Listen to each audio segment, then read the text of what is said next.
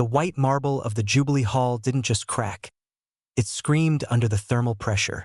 Kalen's body jerked, his spine arching as the glowing white edge of the thermal lancet punched through his chest and exited his back, painting the pristine floor in a sudden violent spray of human red. He didn't fall, not yet. He simply froze, a silhouette of meat and bone silhouetted against the blinding light of the assassin's blade, while the Archon's scream began to build in the silent air. Stories like this usually end when the heart stops, but Kalen's story is just finding its rhythm. If you want to see how a fragile species rewrites the laws of life, subscribe and stay close. The hum of the core is only getting louder. 6 hours earlier, the only thing Kalen had to worry about was a persistent smudge on his left cuff. He stood at the periphery of the Great Arch, a shadow in a black formal uniform that felt more like a servant's livery than a soldier's kit. To the Argentum, he was barely there, a decorative bit of carbon-based history kept around for the sake of biological diversity. The Archon, Lyra, floated past him, her skin shimmering with the soft, iridescent glow of a being whose cells never truly decayed. She didn't look at him, but her voice carried on the chilled, filtered air of the palace. "The Emperor insists on the Terran detail," she remarked to a passing High Minister, her tone light and dismissive. "I suppose there is a certain charm to having a fragile pet. It reminds us of how fortunate we are to have outgrown the need for such temporary hardware." Kalen didn't blink. He didn't tighten his jaw. He simply watched the minister's hand brush against a sensor pylon, noting the 3-second delay in the security handshake. The Argentum were perfect, built with regenerative cores that could knit a limb back together in an afternoon, but they were complacent. They moved with the slow, heavy grace of those who had forgotten what it felt like to be hunted. He adjusted his stance, the fabric of his black formal uniform whispering against his skin. To the elite, the suit was a symbol of his invisible status, a dark blotch against the radiant architecture of the core. To Kalen, it was a casing for a machine that had been evolving for 1,000,000 years to do one thing: endure. The Jubilee began with a discordant symphony of light. Thousands of Argentum gathered, their bioluminescence creating a pulsing tide of color that made Kalen's eyes ache. He moved through the crowd, a ghost in the machine, eyes scanning not the faces, but the gaps between them. The Argentum calculated the odds of survival at 0 because they only understood the strength of the shield, not the stubbornness of the wound. He saw it first, not a weapon, but a ripple in the light near the eastern dais. Someone was moving too fast, their refractive shimmer slightly out of sync with the palace's atmospheric pulse. While the Argentum guards were busy admiring the symmetry of the procession, Kalen was already moving. He didn't have a regenerative core. He didn't have shimmering skin. He had lungs that burned and a heart that hammered against his ribs like a trapped bird. The assassin was a blur of distorted glass. Kalen reached for his sidearm, but the distance was too short, the crowd too dense. Archon Lyra was laughing, her head tilted back, exposing the glowing column of her throat. The thermal lancet slid from the assassin's sleeve, a sliver of artificial sun intended to snuff out a god. Kalen didn't think about the physics of the impact or the fragility of his sternum. He simply placed himself in the space where the light was meant to go. The galaxy is full of things that shine, but very few things that truly last. If you're ready to see what happens when the fragile pet bites back, subscribe now. The heartbeat hasn't skipped its last beat yet. The world vanished into a white-hot roar of agony. The lancet didn't just cut, it cauterized as it traveled. Kalen felt his lungs seize, the oxygen in his blood turning to ash.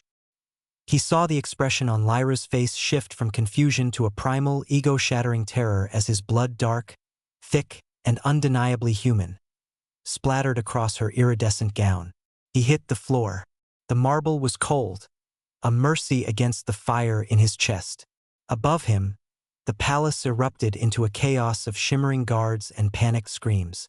The Argentum physicians were already there, their hands glowing with healing frequencies, but they stopped as they reached him. They looked at the hole in his chest, the way the lancet had tunneled through the most vital organ he possessed.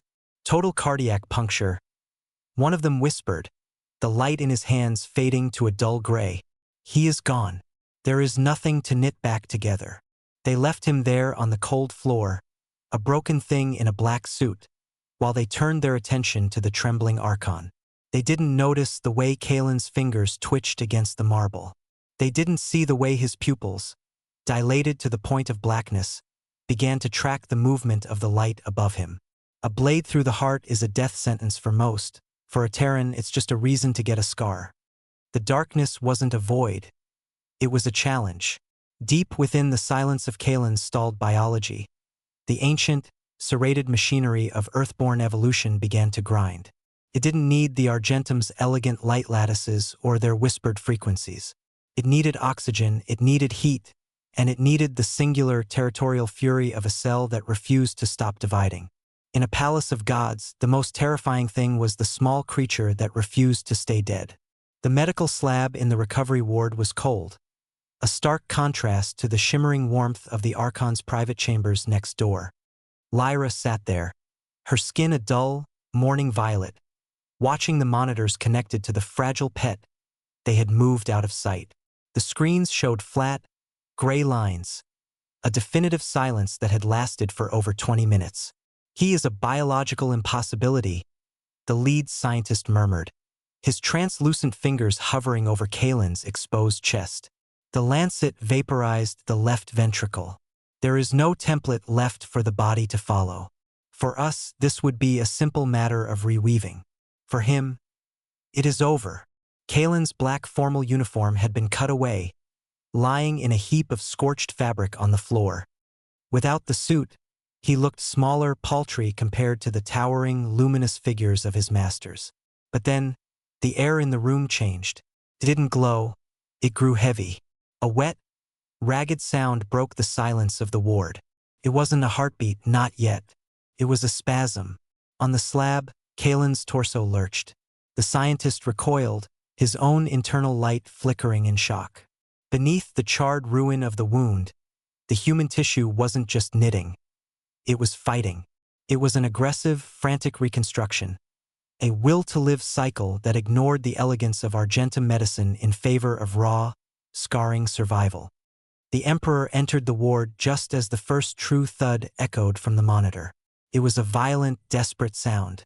Lyra stood, her eyes wide, as she watched the human's eyes snap open. They weren't the calm, observant eyes of the guard she had mocked. They were bloodshot, focused, and terrifyingly alive.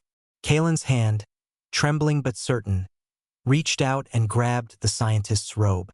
His voice was a rasp of dry earth and iron. "The threat?" Kalen coughed, a spray of dark red hitting the white floor. Was the Archon neutralized? The room fell into a silence deeper than the one Kalen had just escaped. The Emperor, a being who had seen stars ignite and fade over centuries, stepped forward. He didn't look at the wound. He looked at the man. He saw the way the human gripped the table, his knuckles white, forcing his lungs to draw air that his body technically couldn't process yet. "The assassin is dead, Terran," the Emperor said, his voice resonating like a bell. "But you were declared a corpse by the finest minds in the Corps. They called us fragile because we break," Kalen managed, a grim, pained smile touching his lips as he slumped back, his heart finding a steady, thundering rhythm. "They forgot that we are the only ones who know how to knit ourselves back together." A week later, the great throne room was packed, but the atmosphere had shifted. The mocking whispers about short lifespans had vanished, replaced by a wary, profound respect. Kalen stood at the center of the hall, dressed in a new black formal uniform. It was identical to the old one, but the Emperor had insisted on a single addition, a gold thread trim that traced the line of his repaired heart.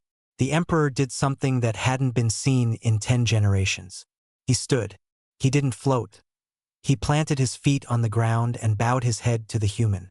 Lyra stepped down from the dais. She didn't look at Kalen as a pet anymore.